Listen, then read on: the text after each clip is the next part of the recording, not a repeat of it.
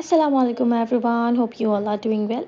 এই কেকটা হলো যে বাটারস্কচ কেকের সেকেন্ড পার্ট। এখানে আমি বেসিক্যালি আপনাদেরকে কিভাবে আমি ফ্লাওয়ার অ্যাটাচমেন্টটা করেছিলাম ওইটাই দেখাবো। এই ফ্লাওয়ারগুলো আমি এক রাত আগে বানিয়ে রেখেছিলাম ফন্ডেন্ট দিয়ে।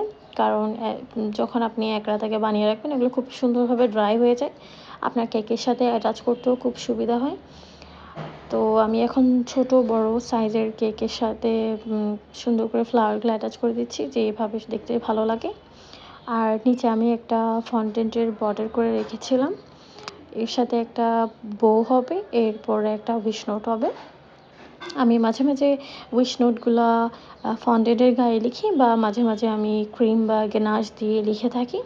এই কেকের সাথে আমি ফন্ডেন্টের উপর লিখেছিলাম, মনে হচ্ছিলো ওইভাবেই দেখতে খুব ভালো লাগবে। তো আমি এখন বউটা অ্যাটাচ করে উইশ নোটটা দিয়ে লাস্ট ফিনিশিং করব, সামান্য একটু স্প্রিঙ্কেল ছড়িয়ে দিয়ে। এই তো আমার ডেকোরেশন শেষ। দেখা হবে নেক্সট কোনো ভিডিওতে। আল্লাহ হাফেজ।